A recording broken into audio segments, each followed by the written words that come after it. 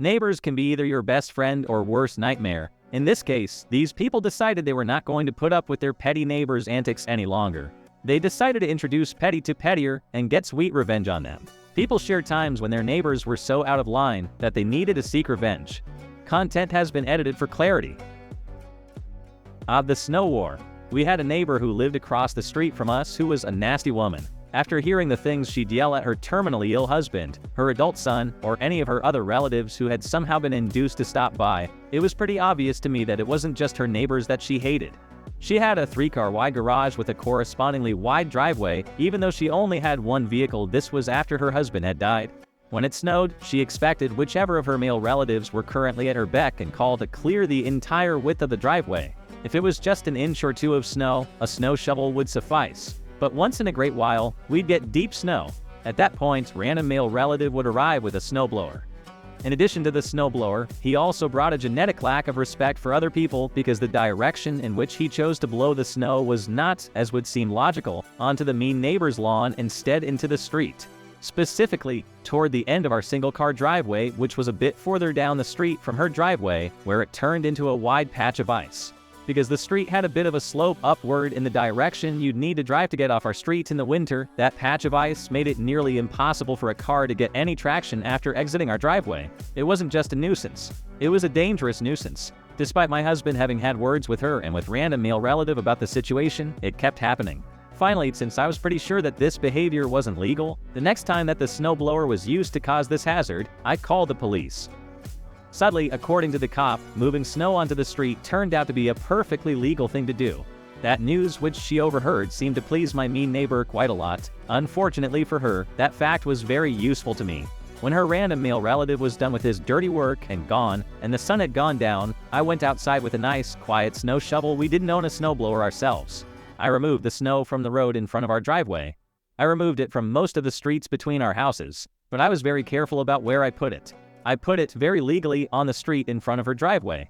From one side of her very wide driveway to the other, I built a ridge of snow about a foot high and a foot thick. I didn't set foot on her property at all. The snow was all on the street, where the cop had very plainly said it was permissible to put it. But once the twice-mugged snow froze into a solid mass, there was no way she was going to get a vehicle out of her driveway. It took her quite some time the next day to get someone out to do the very difficult, no snow blowing possible work of removing that ridge. The only bad part was that it was a Saturday. It would have been much nicer if she'd been late for work. Interestingly, my mean neighbor never permitted her random male relatives to blow snow into the street after that. About 20 years after I asked my neighbors to keep their kids out of my yard and their toys, bikes, and skateboards out of my driveway and off my front porch at least a dozen or more times a week, I came home one day and there they were again busy playing away with my entire yard, porch, and drive impassable again like usual. I was so angry because, like usual, when I asked them to move their toys, they told me to park elsewhere. Instead of getting out and cleaning it all up so I could pull into my fucking driveway and then clearing all their stuff off my front porch so I could go into my house like I normally did, I did as I promised the last time and reminded them again this time and drove over it all. I swear I crunched that bike under my tires.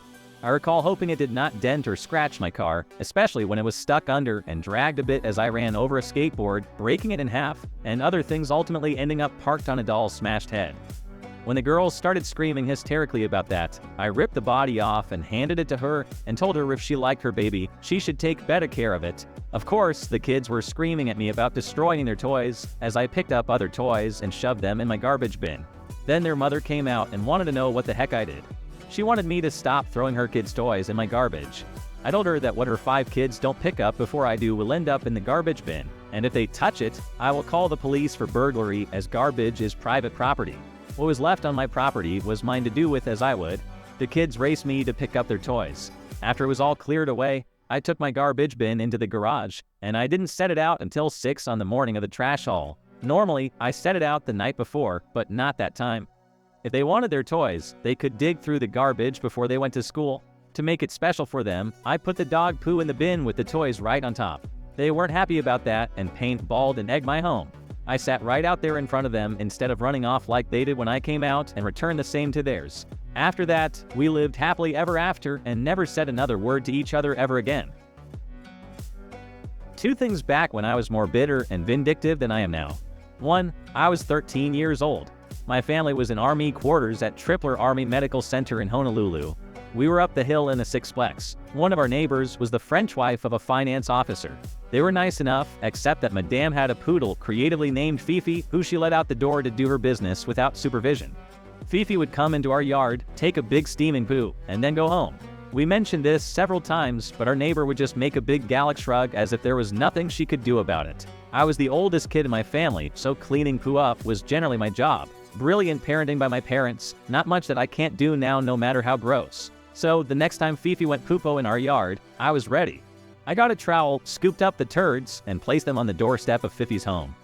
I was outside about an hour later when the neighbor lady came out of her door and slipped in Fifi's finest.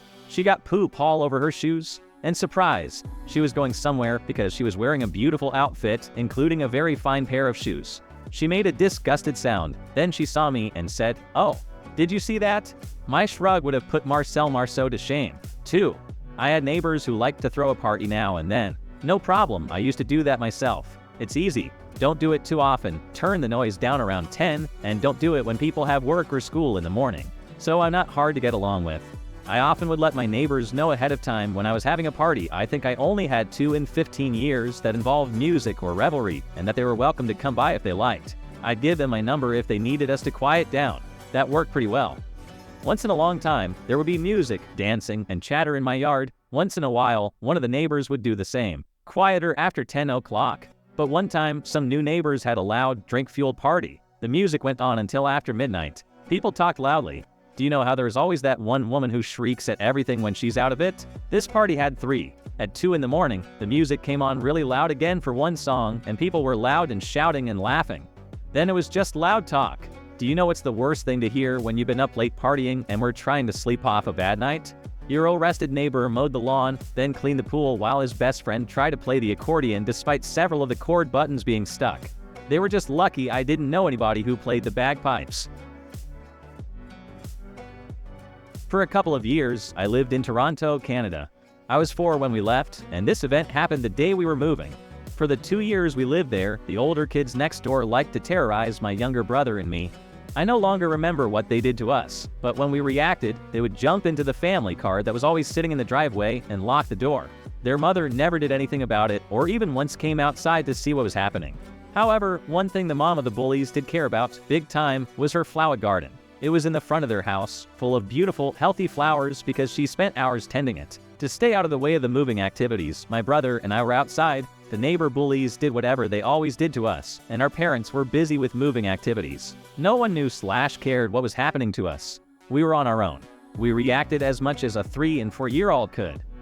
Once again, they jumped into their car and locked the door. So 4-year-old me ignored them, walked past them to the sacred, well-tended flower garden, and started yanking up beautiful, healthy flowers by the handful using both of my angry little fists. It was amazing how many flowers could be pulled up in just a little bit of time. Then I ran home and pressed myself against the wall by the open front door because I was pretty sure I knew what was coming. I didn't have to wait very long. Sure enough, in the blink of an eye, the bully's mom came dashing over to our house, stormed in the front door, stopped for a brief moment to glare down at me with a look that could kill, and stalked on into the house to confront my parents. I don't remember what she said, but I remember watching her gesturing wildly, backlit by the sun streaming through the windows, while my parents just stood there, surrounded by moving boxes. Knowing my father, I am pretty sure he slid his tongue over to the side of his mouth and was biting on it to keep from laughing. I don't remember much after that except that I didn't get in trouble with my understanding parents. When I think back on the incident, I find it interesting that, even as a 4-year-old, I knew exactly which button to push, and I still treasure the memory of how powerful I felt as I yanked up those flowers.